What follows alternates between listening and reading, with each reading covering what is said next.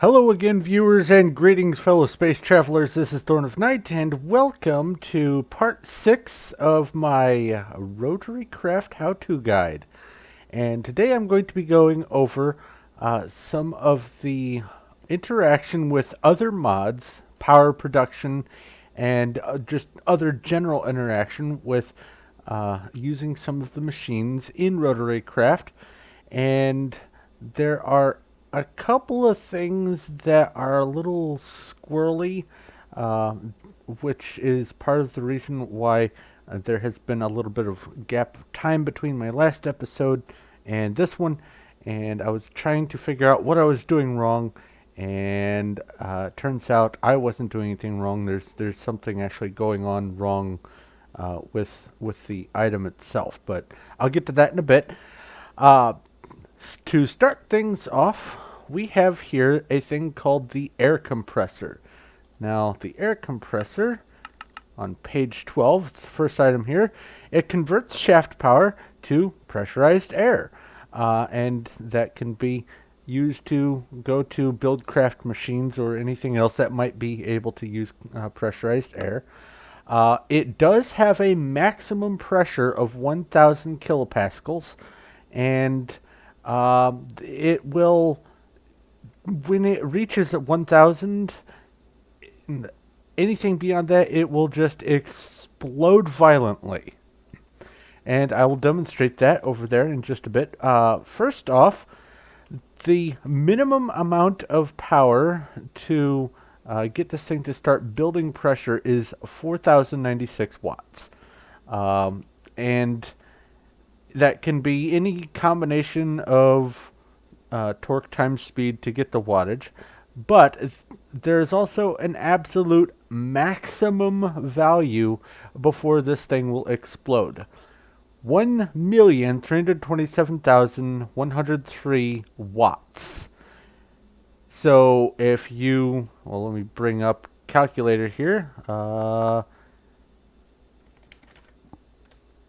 7103.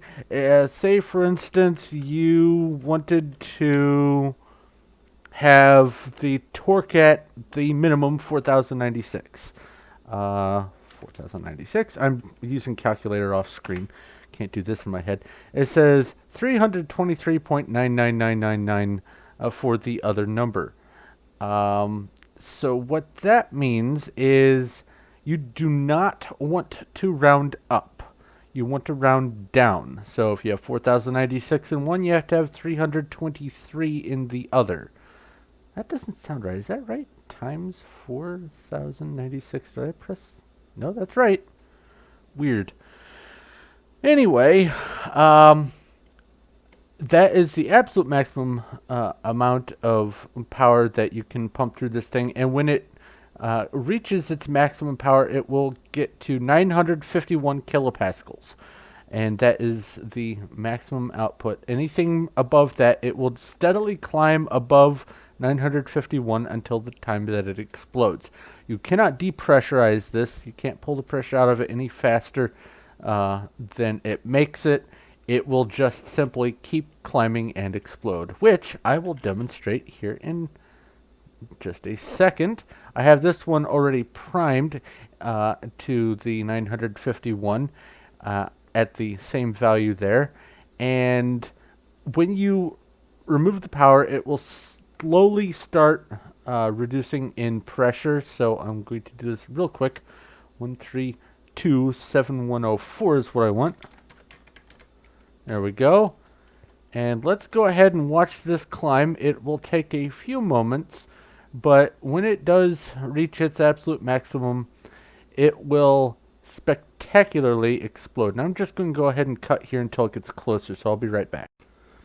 Alright, 10 to go.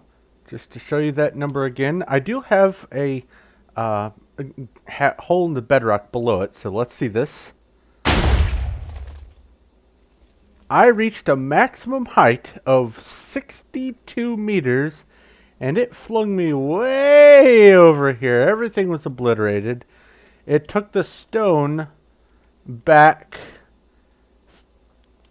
that far, took 3 out, so if it was stone around it, it would be a 7 wide sphere all in all directions.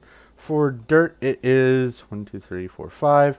Oh, well, that's a little weak. So it would be a 9 wide sphere in all directions around it. So this is a dangerous, dangerous thing to deal with. There is a missing item there. There we go.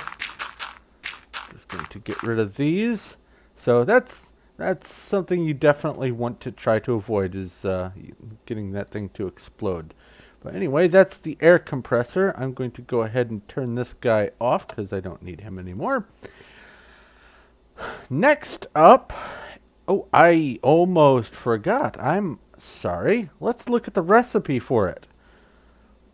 3 HSLA steel, 1 glass, a piston, and 2 compressors. I've shown you the compressors in a previous episode, but why not? Here we go. The recipe for that is steel gear surrounded by steel ingot. Steel gear is some steel ingots. Anyway, oh, it is nighttime. The next item is called the Pneumatic Engine, and it takes the pressurized air from Buildcraft and turns it into rotational power. Now, it has a GUI, and you can scale the amount of power it puts out, but let's go ahead and look at the recipe for this here. It takes liquid pipe, 2 of them, 1 steel ingot, a turbine, shaft unit, and some base panels. So pretty basic stuff. And the GUI allows you to scale how much MJ the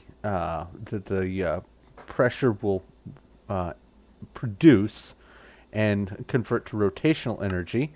The energy it does accept from the back, and it can, just for the demonstration, it is hooked up right now to this guy, the same thing I had over there, to show you that this can power this directly. However, there is a loss, but I will get to this in a moment. Go ahead and power this up. As you can see, when that thing runs, and this is the other reason why I wanted to use it, it starts pumping into this guy and producing MJs there. So let's give it an output. Minimum is, for the torque all the way across, is 2048, 2048 kilonewton meters of torque. And you can go from 1 radian per second to 4, still stable, 8, still stable, and this is the maximum that I'm having that do there. 16, still good. 32, still good. 64, there we go, can see the number there. 128. Alright, 256, 512.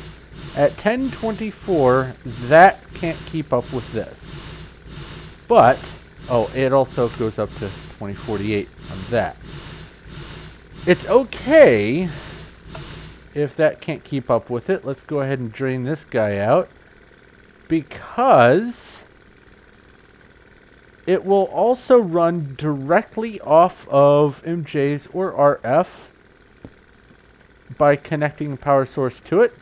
Automatically filled up, and now it is drawing from that. And it's drawing at a pretty fair clip. It is possible to produce that much, especially later on, but it does suck through it pretty quickly. But you can get an absolute maximum of 4 gigawatts, 4,194 megawatts of power at 2 kilorads and 2 meganewtons. But that is, let me turn this off. The pneumatic engine. Oh, it does interact with redstone signal. It can turn on and off based on whether it has a redstone signal or a weak one or whatever, but that is the pneumatic engine. Let's get rid of that. Next up we have something called the friction boiler. It does not have a GUI, so let's consult the handy dandy book. And it is this one? Yes. Once again, uses shaft power to produce steam this time that can be used for railcraft or anything else that uses the railcraft steam. The recipe is liquid pipe, 4 steel ingots in the corner, 2 glass, and an impeller. And it says the power input is from the bottom. And there we go. I have it hooked up by way of one of the bevel gears. Now, oops, the absolute maximum that you are going to be able to get any use out of this with is that much energy before it starts having a diminishing return in the output. It will start on a lower power, but it doesn't really need all that much to get going. Now this, if I grab one of these here, even when it's not turned on, as long as it has water in it, it will produce steam, and it sucked some of the water out of the tank. It goes through power or through water pretty quick, so let's turn this on. Lots of power here, and the water level should be dropping. Oh, because the steam has nowhere to go. So let's just break that. There we go. You can see that it is going through the water.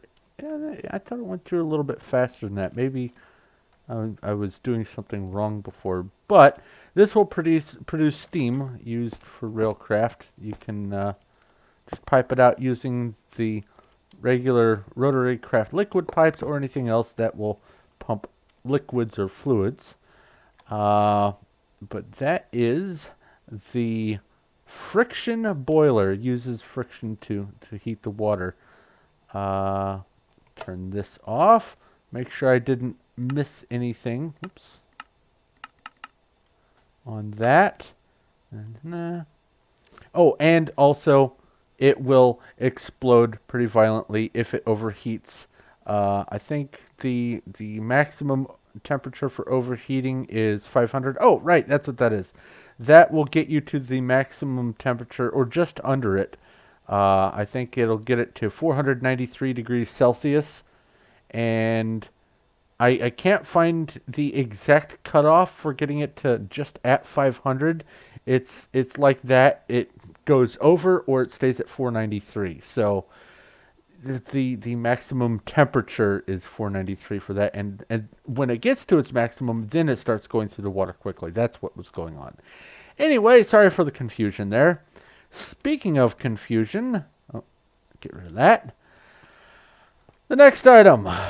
This is supposed to turn any sort of steam that you can put in tanks, like the railcraft steam, into rotational energy. And this item also does not have a GUI, so let's go to page 9 for this. It is called the steam turbine.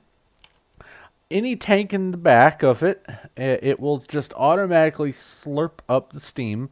Well, almost any tank. The recipe for it is base panels, some steel ingots, glass, well, 2 base panels, and another turbine there. It's supposed to produce 2,048 radians per second of speed and 256 newton meters of torque.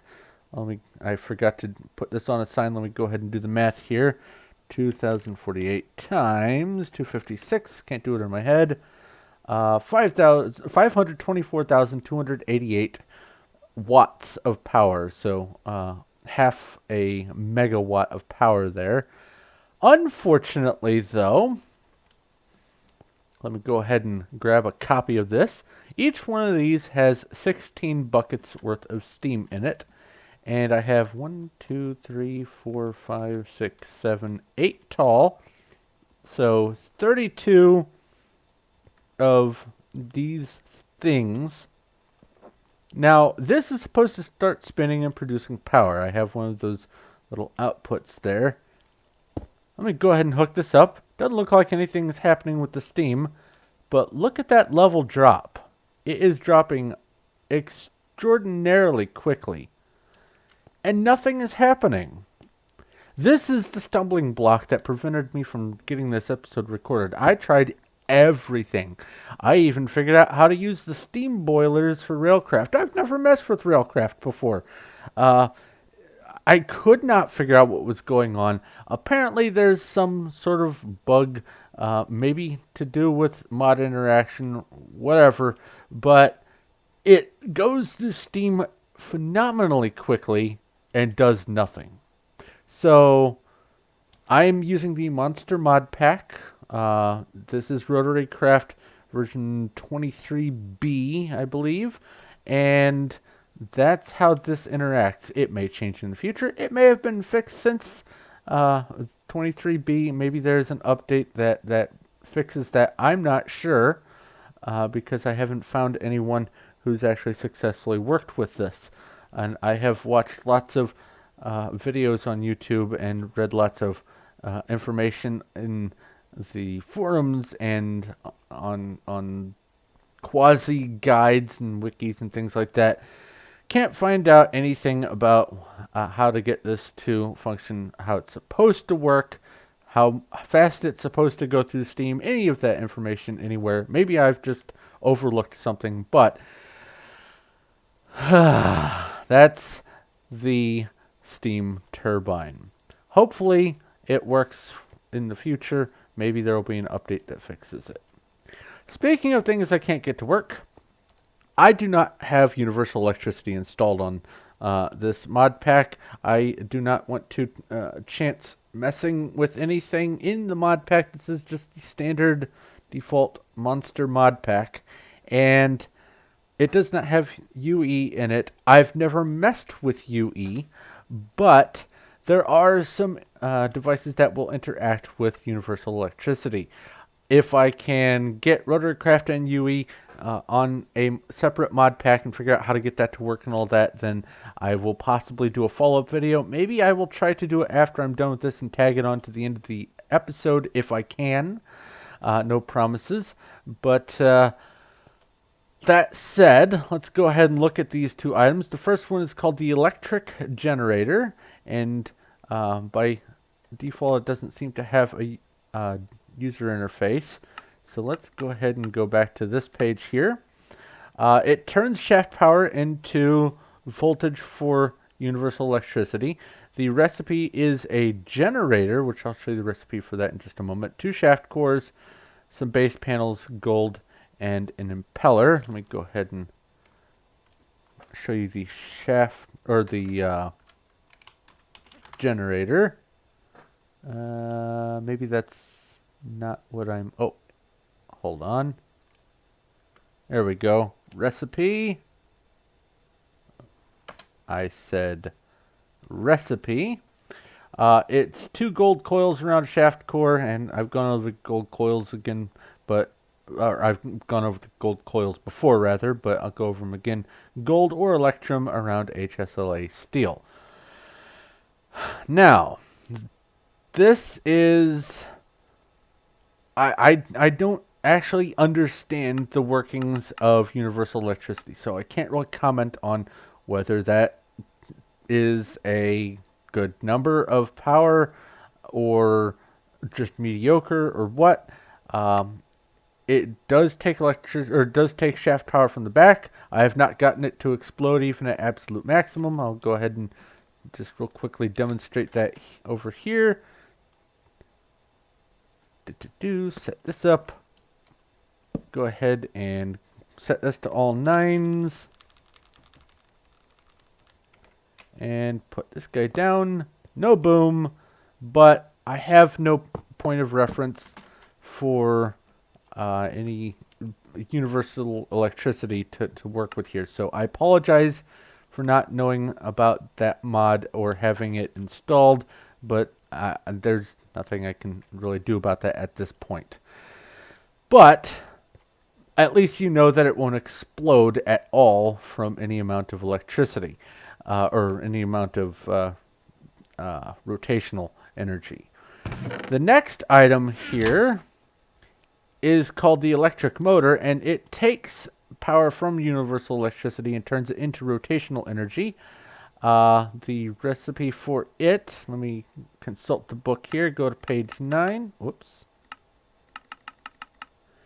This guy here, the recipe is steel ingots in the corners, base panel and a shaft core. It does interact with these gold coils, and you have to right click on this to add gold coils to it, and the more gold coils, the better the output. However, there is a diminishment of power from the more coils you put on, but you still get more energy from each coil, so it's a percentage there. Now, these are the stats for it. Like I said, I've not messed with universal electricity, so I don't know if that's good, bad, ugly, whatever, but there you go. And the way to interact with this, you just right click on this to put gold coils on, and it will get more oomph that way. Alright, let me go ahead and clear these things out and move on to the next guy. This is called the Liquid Distillery. It also does not have a user interface. The book has some misinformation on it. First off, the recipe, which is correct: glass pane, mixer, base panels, and iron ingots. And what it does is it will take, it says one fluid type and convert it to another. I've only been able to get lubricant out of this.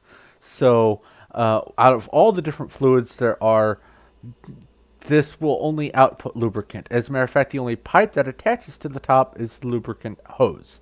So save yourself some trouble. Just put oil into it to get lubricant. Now, it does require power. It requires 1,024 watts at a minimum of 512 newton meters of torque, which is just 2 radians per second if you do the math there. I shouldn't have closed that. Oops.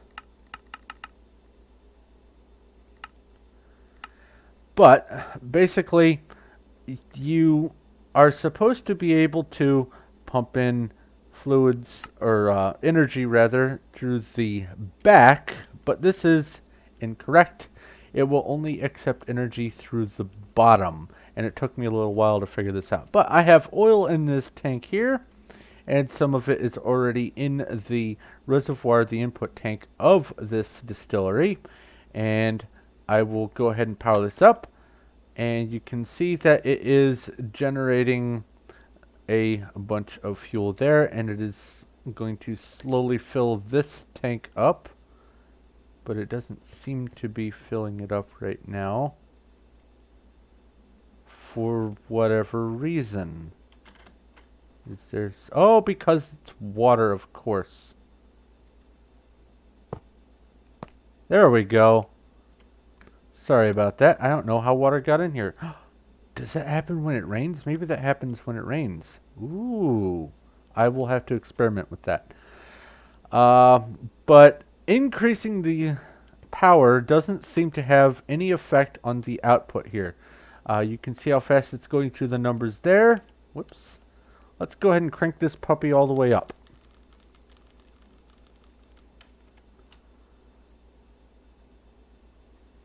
Negligible if there's any increase at all. So putting it anywhere above its base 2 times 512 doesn't seem to make any change whatsoever. You pump oil in, you get lubricant out, and you can see that it's going through the oil at that speed and producing lubricant at a much faster rate. So you get a lot of return for your bucket there. But that is the distillery, or rather the liquid distillery. I'll keep this in my inventory just to see what happens if it rains. Next up, and that doesn't generate power. Actually, it's the odd duck out for this. It's the only one that doesn't interact with power, but it's an inter-mod interaction, so I figured I'd include it.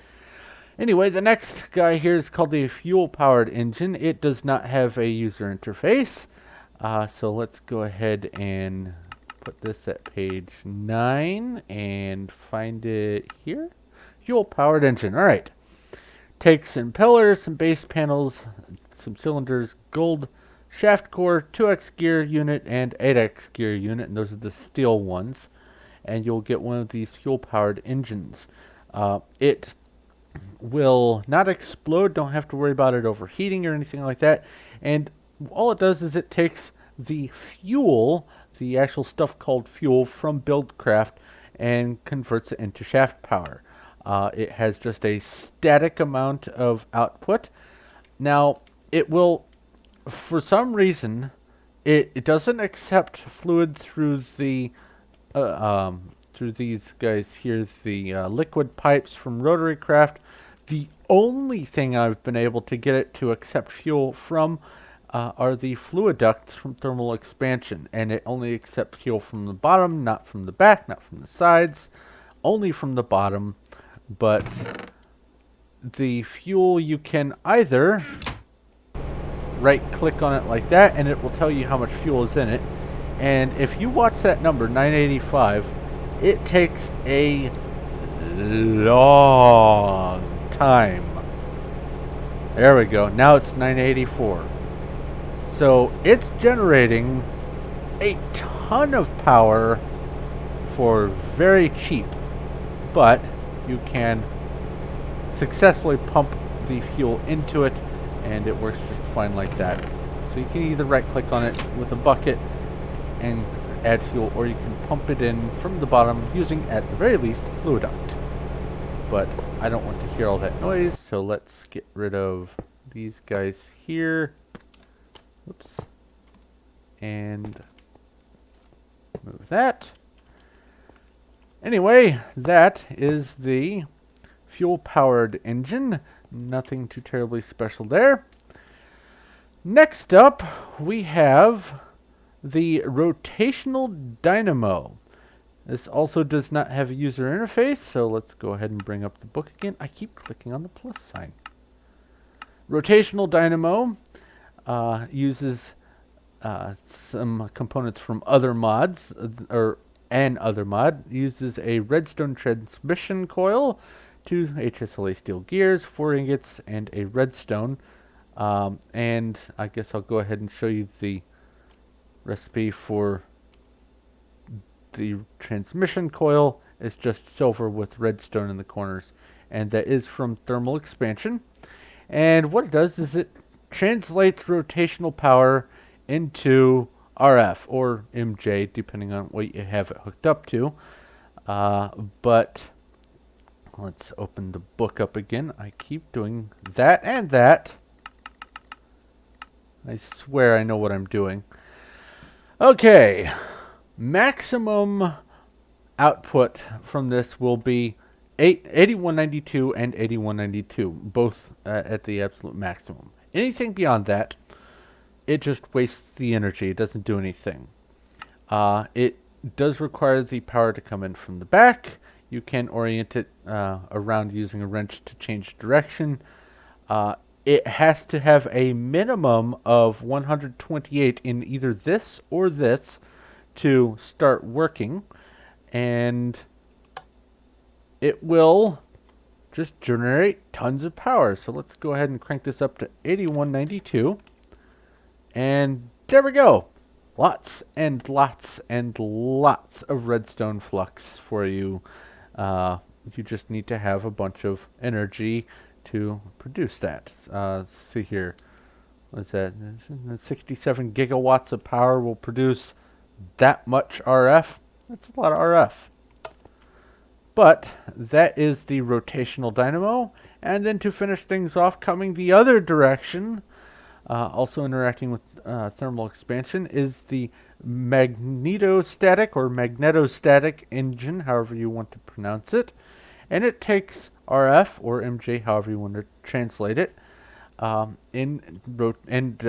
translates it into rotational power. Let's see here. It does have a GUI, just like the other device over there. It is scalable, so you can crank it all the way up to 2048. It also interacts with the redstone signal. And the recipe for that, actually, that has a bunch of odd things in it, so let's just use this to show you the recipe. Silver ingots, which you can get from, like it says there, Industrial Craft 2, or any other mod that adds silver ingots. Like, for instance, you can get them from RotaryCraft. Base panels, shaft unit, some lead ingots, redstone reception coil, which is gold and redstone there, and then finally a redstone energy cell. Recipe for that is pretty convoluted. You basically have to get kind of into thermal expansion, fluid transposers, and all that kind of stuff. But once you have it, you can get this guy, and let's go ahead and set the output here. And did I do something wrong with this? Oh, that's right. Haha. Setting 1, and they are also all locked in at the same torque, 2048 kilonewton meters. Put it at 2, staying steady. 4, 8, all the way up to 2048. 4 gigawatts, almost 4.2 gigawatts of power at absolute maximum. But in order to do that, you do crank through the energy pretty quick. That will not keep up with this, just so you know. There is a diminishment. But that is the Magnetostatic Engine, and that concludes part 6 of my RotaryCraft guide. If you have any information about the universal electricity that might be helpful, or any information about this infernal thing here, the steam turbine, and why it is acting squirrely, please let me know in the comments. I will be more than happy to make a follow-up video if it turns out I have done something incorrectly here, and I will try to wrap my head around UE if I can. I don't know, it might be a future episode, like a follow-up for that as well. But anyway, that's the intermod interaction for RotaryCraft. In my next episode, I'm going to be going over the information about how you actually transfer power from your rotational energy generation to other machines and devices. And then I will, over the next several episodes, go over all the rest of the stuff involved with this guide. But for right now, I'm going to have to finish things up here. Thank you very much for watching. If you have any questions, comments, or suggestions, please feel free to leave a message in the comment section below. I will do my best to get back to you as quick as I can. If you like this video, please feel free to give a like. I do appreciate that. And if you haven't already, go ahead and subscribe so you know when my future stuff comes out. But I'm going to wrap up here, so thank you once again for watching. This is Thorn of Night, and I will talk to you later.